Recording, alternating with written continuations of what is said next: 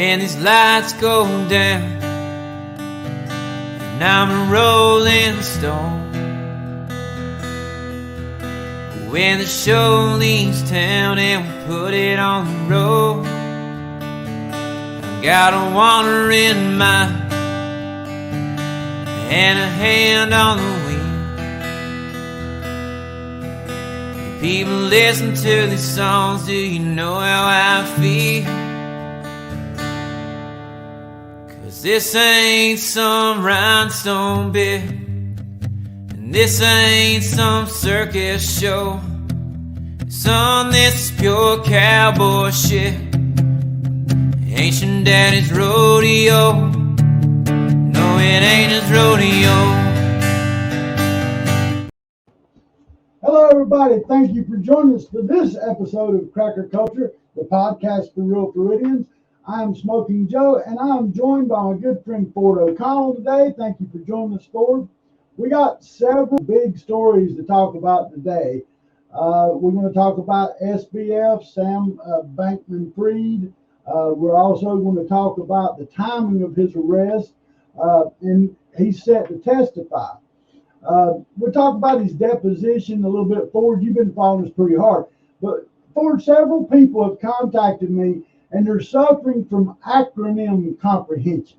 Many just plainly express confusion into FTX and SBF. Can you give us breakdowns of the blue collar guys? Can you TBS? That's the blue collar acronym for understand this bullshit.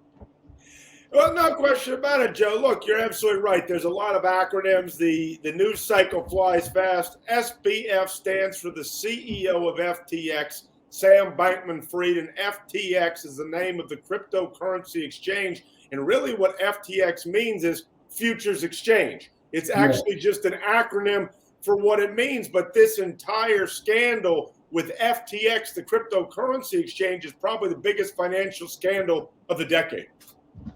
I totally agree that we've never, not in my lifetime, I mean, even with the Enron, the Madoff, when you break down all the different avenues of crime that we're looking at here, it's the biggest thing that I've ever seen in the financial world. There's no question about it. Look, I think that, honestly, Bernie Madoff and Enron, yes, they were Ponzi schemes and scams, but nothing like this has really ever been seen. And I think what's truly tragic here is how regulators in Congress turned a blind eye to this years-long fraud that basically covers a whole multitude of charges in the 14-page indictment, from conspiracy to defraud investors to money laundering to campaign finance violations. Heck, these guys even went out and purchased a bank to push the money through FTX. I mean, this is some amazing things that somehow didn't ring off, set off any alarm bells. Well, the thing, and we've talked about this, the timing of them arresting him, he already had a prepared deposition already on record. And he was supposed to speak the next day, I think it was. They arrested him. He was supposed to speak, I think, the next day, I believe, something like that. But anyway, the timing is unusual. But in his deposition, and I told you about this, the very first statement was, I effed up. Big deal. I effed up. I effed up billions of dollars, but I effed up. No big deal. I'm one of them catered to mama's boys. You can slap me on the wrist, make me stand in the corner for 5 minutes, and let me go back and do it again. Because he physically said that he could fix it and make people whole, but they took his stuff away. Well, look, there is no accountability whatsoever here. And I think what, to your point, is the timing of his arrest is absolutely puzzling and highly questionable. Let's remember that SBF, Sam Bankman-Fried, gave $40 million last cycle to the Democrats, which makes him the second biggest donor after George Soros to the Democrats. And I think the reason why he was arrested on Monday when he was supposed to address Congress on Tuesday is because Democrats did not want the Republicans on the House committee to grill him for any more to come out. This was about stopping the bleeding politically, not rooting out corruption. Oh, this is what I believe is no different than the Epstein thing. And if we don't see him end up missing, I'll be surprised. Well, there's a lot of truth to what you're saying, and people have to keep an eye on this because this FTX really involves a lot of government corruption, media corruption, turning a blind eye, regulators that were palling around with this CEO, SBF of FTX. And frankly, the American public needs to get to the truth because this type of Ponzi scheme cannot happen again, and certainly not to this degree. We're talking about tens of billions of dollars. Well, did you see? I was watching. I think it was Dr. Paige Cresswell. I think she testified, and she said that really what they need to do is ban crypto altogether. Yeah, look, I think that is something that really needs to be on the table, and it seems to me that both parties in Congress are taking money from crypto exchanges, cryptocurrencies, and they don't want to do this. But the fact of the matter is, right now, I'm not big on regulation, but we're going to need some regulation here. Yeah. Well, now what she made a good point. If we do regulate it, then it's almost like we got to protect them the same way we do other financial institutions, which could cause more conflict and more burdens to the investors, us. Yeah, I know. This is a nightmare all around. I think in the short run, the right answer is to ban it because it is a nightmare that very few people understand, and it appears that millions and millions of American investors are being fleeced. Well, and again, I got a lot of people who probably crypto is just a word they hear. They're not investing. They've never invested. They don't really follow it. And, when I put out a post that said SBF is the new acronym for somebody's F. And, I put that on the thing, and this lady says, I just wished I understood. I have no clue what's going on here. And I said, well, we'll talk about it. We'll try to give you a little information. So for the average person, SBF is a man that asks for money from everybody. He spent your money and told you he was going to make money and get extra money back. And it's just like loaning it to your cousin Bill. He's going to give you $50 back next Friday, but next Friday is never going to show up. I think that's a great explanation of it. I think what's also amazing here is the number of people in the media who sort of called him a wonder kid and sort of did self-promotion for it. I mean, you've got everyone from Tom Brady to God knows who endorsing this cryptocurrency. I don't think they had any clue what was going on, but it was sort of the end thing to do, particularly when we're in a recession and people are looking for new ways to have retirement money. Everyone was a mark across America. Well, when you go to crypto, it's a good tool for people in the drug trade. It's a good tool for people in the trafficking trade. You name it, it's a great tool for everybody. But what it doesn't help is the average Joe who's paying taxes, and these people ain't paying no taxes on this crypto. Oh, no, that's exactly right. That's why it's the preferred currency of the Sinaloa cartel, the drug cartels around the world, and the Chinese Communist Party when it wants to move money in an undetected way. It rewards the big whales. It doesn't help the small fish. And if you think it's a small fish, you're going to get ahead with crypto, you're going to wind up on the wrong end of the stick. Yeah, that's unbelievable. Well, Ford, I wanted to move along. I hope that people understand what the Sam Bankman-Fried and his futures trade is now a little bit better. And anybody, if you want to email me some questions or Ford, I'll put our emails up here, and we'd be happy to try to explain it because it can get confusing, get crazy when all you hear is letters. And I get that with like these kids today, they put letters for everything in their text, and I have to say, I'm an old dude, man. I'll sit back and I'll look at my phone for 10 minutes trying to figure out what does that mean, man? I don't know what he just said. I have the same problem. These kids basically text like they tweet, and now they talk like they text, and I have no idea what they're saying. They could be saying something brilliant, or they could be telling me to go take a short walk off a cliff. I have no idea. It blows my mind. But anyway, I want to talk about the Twitter file, which is a big thing. Again, that's something else that a lot of people don't understand. And it's, a lot of people are, and look, I'm going to be first to admit I'm limited on Twitter. I know you do a lot of Twitter.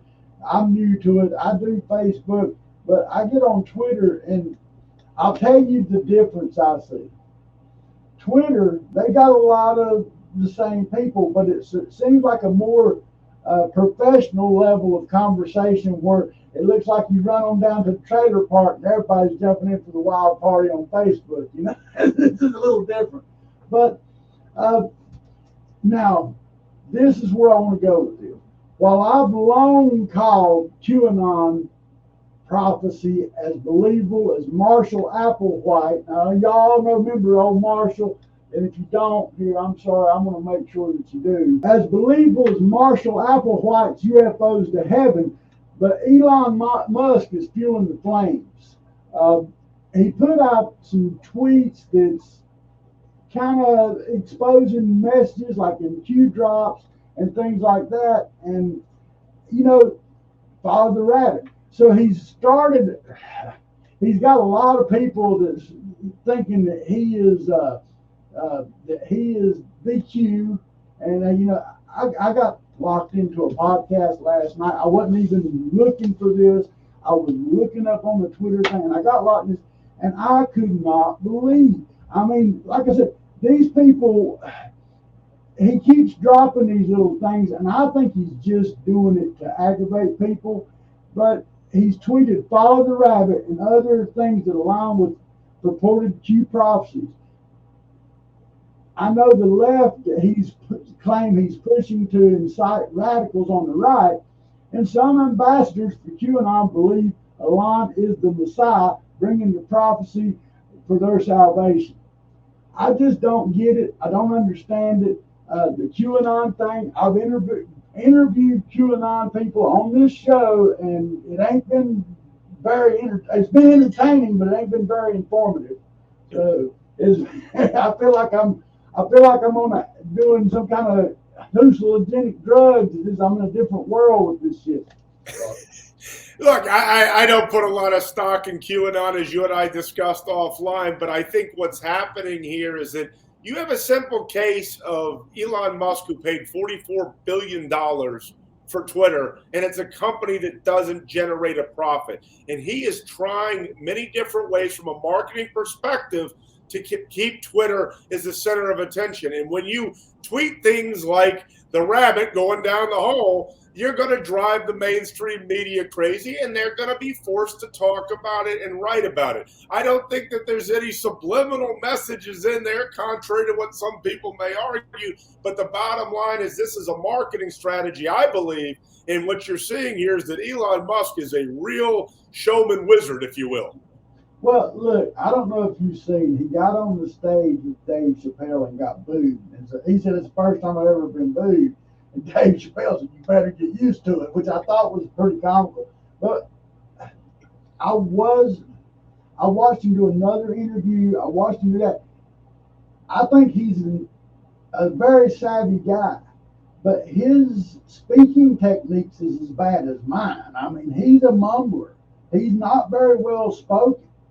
No, and it's even been said that he might have Asperger's because he's so smart and he's unnatural in how he connects with people. But when he has another platform to talk in that takes it out of the usual conversation around the water cooler, around iced tea, it's amazing how well he excels. He's a very awkward guy. He's a very smart guy. We see this is quite common, but I do think that he really excels when he has a medium like Twitter or certain podcasts or even the Twitter squares when people are asking him questions. Then you realize, oh my gosh, I may not agree with this guy, but he's a genius.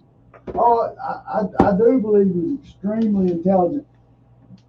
But this stuff he's doing, I really believe this whole thing, he's really poking the bear. And I think, look, he's admitted to being a partaker of the weed, I guess, whatever you want to call it. He smokes a little grass. He's admitted that.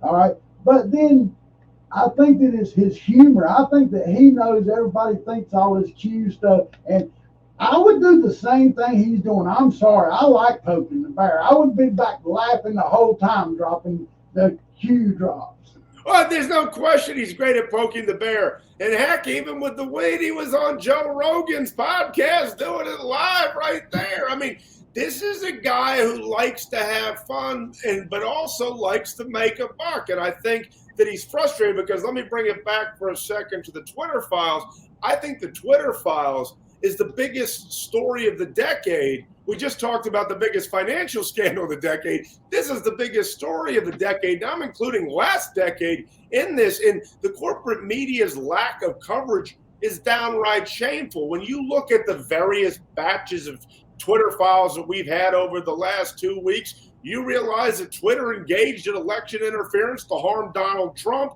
ahead of the 2020 election. They blacklisted, shadow banned, censored conservatives. And what we're starting to learn is that former and current government officials colluded with Twitter to censor online information about COVID-19. I mean, if COVID's the biggest story of the last decade, this is a scandal behind COVID, politically, monetarily, medically, you name it. Well, and here's this right here. I just don't understand. There's two different ways of thinking. I think, like you, this Twitter file is a big story. Now, researching it, watching it, I've come across some of the left, and several of them says, "Oh, the big news is out. The big news is nothing. We already know all this. It don't mean nothing." And they actually are trying to dismiss all this Twitter file stuff before it ever really gains its speed. Well, there's no question that they don't want this to come out because essentially Elon Musk has the receipts, and there's going to be a lot of people that if it ever fully gets out that are going to have to lawyer up because they're in a lot of trouble, including a lot of current and former intel agents, as we know, like the 51 gentleman who signed that letter talking about the Hunter Biden laptop. But this is what you do in messaging. When you don't want something to come out, you attack the messenger or you attack the source. And now they're attacking the people even releasing the Twitter files who were by and large former liberal journalists. Yeah, I personally, I can't wait to see what Elon puts out next, which I think that makes for great business because if everybody's waiting to see what you do next, they're going to tune in. There's no question about it, but I think that the Twitter files is even bigger than Twitter because we have to understand that all this big tech, your Facebooks, your Googles, etc., they're all cut from the same cloth at Twitter. So if this is going on at Twitter, this is going on at every other Silicon Valley big tech firm. And I think what a lot of people miss who may not tweet is that social media, as you pointed out, with Facebook in the more blue collar class and sort of Twitter in the more white collar class, if you will, this is a bigger form of communication than even the telephone. So the fact that the government is manipulating what you can say and what you can think is absolutely jaw-dropping. Yeah, I put a post out, and a lot of people asked me what I meant by it. I said, you know, as conservatives, we protect our First Amendment as well as our Second Amendment. The day we start telling people what they're allowed to say and how they can say it, we are no longer patriots. Well, I think you're absolutely right. We expect this to occur in Russia. We expect this to occur in communist China. We don't expect this to occur in America and to be done at the behest of our own government against our own citizens. You know, I think the founding fathers would be rolling over in their grave because what made our bicameral constitutional republic so great was the free exchange of ideas. And if we can't have that, it's going to be very hard to keep our republic going. Well, I don't know why so many people are like they're totally amiss to what's going on.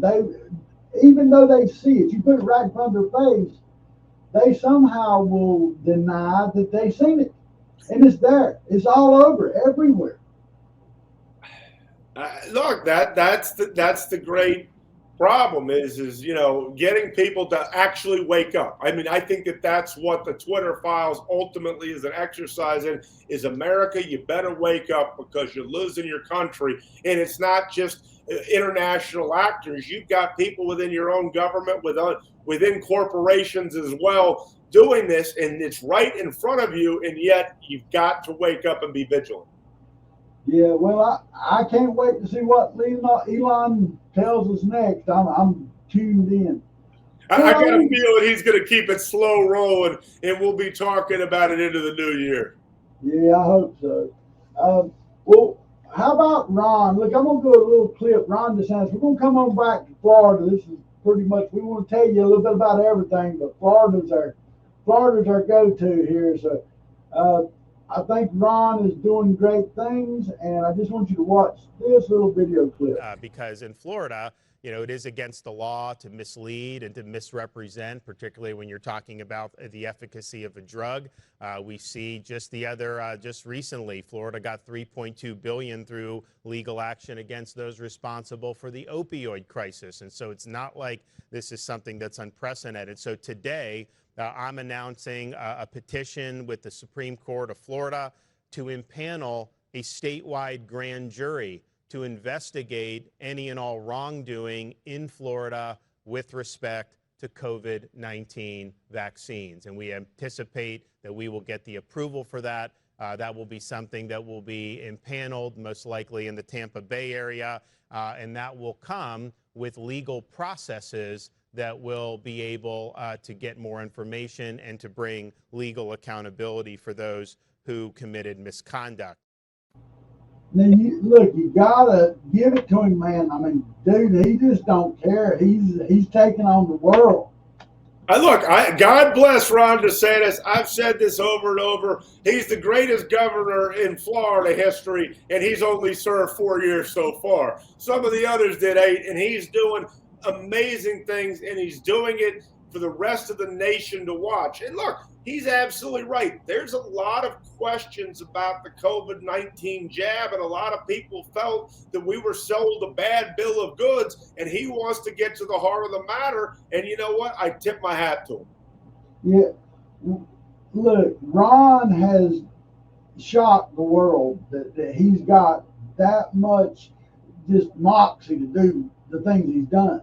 And as I watch Ron more and more, I know that he's going to run for presidency. Oh, there's no question he's running for president. As I've always said, the only question is when, and I think he's going to announce in the spring, because first you have this sort of committee hearing that he's trying to impanel with the Florida Supreme Court. He's got a book coming out in February basically saying that Florida's a model for the rest of the nation. We've got some property insurance problems. Hell, we got a lot of property insurance problems in Florida that he's trying to clean up in the current special session of the legislature. And I know that there's some other laws that he wants to fix before he throws his hat in the ring. And I'll say this, if he does wind up winning the Republican nomination and becoming the president of the United States, this country will be a better place. But I'll be sad because, frankly, I don't know that we're ever going to find another governor that can fill half his shoes. Well, when you talked about it, ain't certainly who it could likely be. They won't do no better job for us, I promise you. Oh, I know. I'm selfish. I don't want Ron to leave Florida because, frankly, you have more power over my life as the governor of Florida than you do as the president of the United States unless we're in a world war. Yep. And look, man, Ron, anybody who talks to Ron and sees Ron, encourage him to hang out for a couple more years with those old Florida boys before he jumps up there in the White House. I know, I'm with you. I'm scared. I almost don't want him to win because I'm so selfish about Florida. I tell you, while we're talking about Florida, we just had a vote in Fort Myers for the Lee County REC chairman, vice chairs on the committee. Michael Thompson won the chair by 1 vote. The candidates, all the America First candidates swept the race. It was tight for the chair position, but Michael was victorious over Andrew's son, and their vote went down to a hand count after the 3rd time. What I will say is the first time I've ever seen Matt Caldwell, Jonathan Martin want to try to decide the chair position on a coin flip. Look, there's no question that the latest Lee County REC elections were a shot across the bow to the establishment, and the establishment is not happy. They fell asleep at the wheel, and now they're being replaced, and I just hope that the new board does a good job not only running the REC, but fundraising and all the things that you need to do, because Lee County needs a fresh perspective. Look, I wish you'd have been there for it. I wasn't there, but I had somebody videotape and send me back things that was going on. I was in the same boat. People were texting me the whole time too. When it finally ended, most all the establishment candidates just got up and walked out. I mean, some of the former committee people abandoned their post. The funniest thing Mr. TM Consulting was there. And he was as white as a damn ghost when that boat come down. He grabbed his milk crate and left, and then Spencer Roach jumped up on his milk crate the next day and started talking about how horrible it was for America now, Southwest Florida, because the Lee County REC had already ruined because Michael Thompson won. Well, look, the REC sent a big message, and they sent the main players within the establishment that you and I believe are destroying the county. They sent them packing, and it was a strong message, but this is only the first step. You now have to be successful in the REC to push back on Terry Miller and the cancer establishment that is ruining Southwest Florida. Yeah, well, again, I would not have believed that, we know what Terry is. Spencer, I've known what Spencer is for a long time, but a lot of people like the Roach. Well, here the Roach comes out the very next day and writes that big, he does this little post he does, I don't remember with Florida politics or whatever, but he has already tried to call General Flynn, Michael Thompson, Alfie Oates, he's called them Nazis, Holocaust deniers. Spencer has done this. And he's done it to Donald Trump, too. I've read a few of those posts. He tried to take a few of them down when he ran for re-election, but that's exactly right. I mean, he calls everyone he doesn't like the opposition and calls them the worst names on earth, and then he hides behind that he's being attacked. I mean, this guy needs to understand what it is he's shoveling. Yeah, no, look, I'm telling you, I try to point out actually the truth about people, and I try to do it where regular people understand. But the damn Roach, I'm not going to slow down on the Roach. The Roach day has come. I'm going to be his can of rage this year. I do not like when somebody comes out and makes false accusations about good patriotic people that's trying to better our community, and then you got this guy. I mean, he just makes my blood boil. Yeah, he's also done some less than savory and said some less than savory things about me as well. And to be perfectly honest with you, I've only met the guy 2 or 3 times. That's what's so amazing. And never had any word whatsoever back and forth. But this guy likes to, play with fire and call people names and say things about people and spread innuendo and rumors. And frankly, someone needs to hold him to account. For every day, I'm more amazed at what I find out. Because I've been here my whole life. I find out a lot. I've known a lot of stuff. But I find out new information. And on a daily basis. I told somebody this. I've had grown men call me in tears. And they know that I found something out and ask me not to say it. That's sad, man. Yeah, but that shows you how unchecked this sort of establishment cadre has been working throughout Lee County over the years. I mean, this stuff was always there. It's just no one went digging with it, and then they put on an air of arrogance, and now, people like you and others are coming with the receipts, and they're scrambling. Well, I tell you, I was very happy to see the guys win. There's, the whole group. You had Michael Thompson won. You had Tara Jenner won. J.D. McGahee and Leslie Jander. Every one of them. And Leslie got every vote. Leslie was a clean sweep. I mean, they wanted Leslie. Yeah, look, I think this is a good sign. And, we saw this in Collier County as well over the last 2 cycles, too, where they've been pushing back against the establishment. And, this is a good thing. Now it's the time to take the ball and deliver, because there's no question that the establishment corruption unit is going to try to regroup and make their lives a living hell. Let's be honest. Let's be clear-eyed about what it is they face. And, they better get their act together, because they are going to be they're going to have a target on their back in terms of scrutiny. Well, now there was rumors that that Caldwell and Miller and them was going to try to take over now the Cape Coral REC and going to try to go against the Lee County REC. What they don't seem to, they've run this REC. The Lee County REC has the power not to sanction Cape Coral if they want to.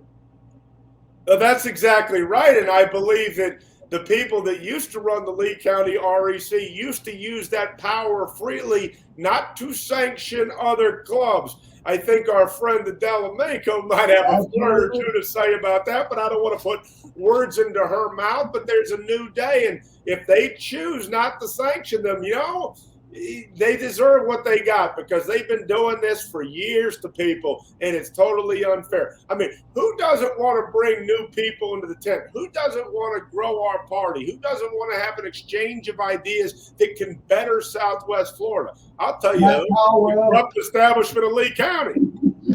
Matt Caldwell, as you lead bow tie boy right there. He don't want nobody unless he controls them in there. Well, I know, and you got not only that, then you've got your buddy the Roach, who's coming to the end of his term in the State House, and it's just going to be interesting. We discussed potentially where they're going to put him next, but it's amazing the shell game that these folks play. Look, they want to put him as a superintendent of the school board. Look, wait a minute. After the emails that he sent out, screaming and everything else, he wants to dismantle it. He wants to dismantle the school system.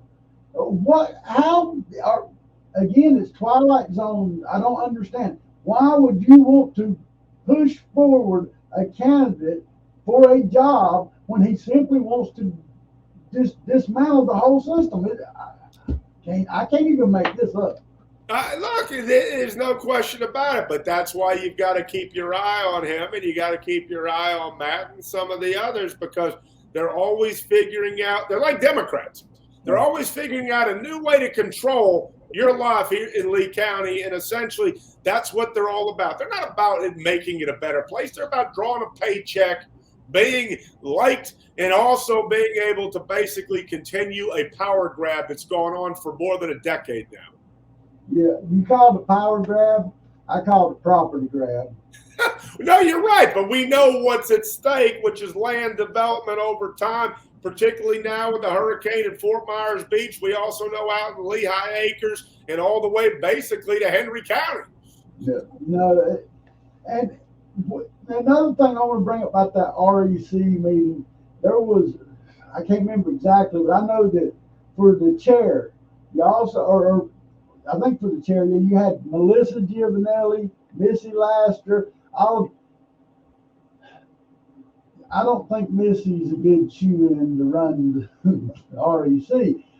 And then Melissa Giovanelli. Look, I've been nice to Melissa Giovanelli. I think she's probably the only Republican or conservative-ish on the school board. And I say that as ish. The rest of them are fake conservatives or liberals, including the superintendent. I told you I was giving him a chance. He is as liberal as they come. He is controlled by Chris Patrica. And I'm telling you right now, that was a bad call. I called it early on. I said, look, they promised us 3 people to pick from, but they only ended up giving us 1. So, look, that was a bad call. But getting off. But Melissa Giovanelli, she has the power to help upset the thing, but she's weak. And I'm sorry, she's weak. She won't stand up. Her backbone's gone, and she makes a motion. They won't even second it. Look at where you're at. This corruption and people not standing up is only going to harm the kids going forward, and it's only going to harm Lee County. I mean, look, I think you're absolutely right. I mean, this is a lot of in the weeds for a lot of people watching, but at the same time, this is important stuff, what you're saying. And just because a new group won and everything else does not mean everything's hunky-dory. We're going to have to keep fighting every day until the cows come home to make sure that Lee County is actually fighting for the taxpayers and citizens of Lee County. Well, why I'm saying anything about Melissa, because I think that Melissa wants a chair position, just any chair position. She's tried a couple times. She's even nominated herself for the school board. It never went through. She tried to get on the REC. Melissa needs to stop trying to get on as the chair, and she needs to get her damn warrior suit on and go out and start fighting these ones that are controlling the chair. That's what she needs to do. Well, people need to fight. I mean, that's exactly right. They assume that if they keep doing the same thing over and over, that you're going to have a different outcome. I believe that's a definition of insanity. Well, and I had somebody that I liked a lot come told me, I said, well, why would you do certain things, whatever? It was part of the REC deal. Well, you understand it's tactics. I said, well, that's the difference in me. I feel like I'm conservative. I'm not about tactics. I'm about the damn truth. And once y'all get that in there, y'all quit all this infighting in the REC and y'all figure it out. Look, I hope you're right. And look, it is about the truth getting out there because, again, a lot of people need to know. As you say over and over every time we're on, you've been here your whole life, and yet you're still learning new things. And I think that that's very eye-opening in and of itself for everybody in Lee County and Southwest Florida in general, because whether you've only been there for a decade or so like me, or you've been there your whole life, we all learn something new. And it is amazing the amount of corruption that goes on. In Lee County, especially, it is. Well, as I told you, Lee County, Chicago, Illinois, and the Democratic machine has nothing on Lee County. I'm telling you, I've seen this from every little thing that we discuss all the time, whether it's vendors in public service, whether it's, the people representing us, they're all in on it somehow and always not doing what's best for the people in total. And that's the reason I stress the blue collar people. If you really knew what they're doing, how corrupt they are, this ain't just a guy that's stealing the pie off the windowsill. These guys is taking the whole damn window in the house too. They want it all. They really do. But I think you're right. And something we talk about, what's going to be interesting to see is, particularly with the county commissioners, what's going to happen with the rebuilding of Fort Myers Beach. I mean, well, look, it's embarrassing to me to see what's going on. I can tell you what's going to happen at Fort Myers Beach. I mean, I don't even have to be there. They're going to sell that property. They're not going to invest the money to rebuild nothing there. I mean, they had a private contractor offer to clean it out for free, and they didn't even answer his call. That's poor people. Cannot catch a break. Well, let me ask you about one more thing, Ford, before I let you go. I know you've got other obligations. Last night, the Collier County School Board had a meeting, and they swore. I think they swore in all their. They'd already sworn in all their new people on the dais. In the last minute of the deal, they turned around. They agreed to pay out Kamala Patton's rest of her salary to go ahead and leave now. So she is no longer the superintendent of Collier County School Board. Now they're playing it off as a mutual agreement. I believe the America First candidates went in there and sent her back. Yeah, look, I think you're already seeing, Kelly and others basically say, hey, I got to start on day one changing this whole thing around if we're going to do what's best for Collier County kids. And look, I think that's a good sign. But again, it's hard to pass judgment until we see a greater sample size. But I think you're absolutely right. The America First candidates know that they got to hit the ground running right away. Ford, as always, I enjoy our time together. I want you to make sure that you please like, share, and subscribe. We enjoy having you with us every week, and we hope you'll join us next week for Cracker Culture, the podcast for real Floridians. I'm Smokin Joe. We love you, Florida. Love, peace, and gator grease. Come on out to Farmer Joe's Fresh Market. Located at 1401 Southwest Pine Island Road. In beautiful Cape Coral, Florida. Hands down the greatest grocery store in Lee County. Farmer Joe's, the best idea you've had this year.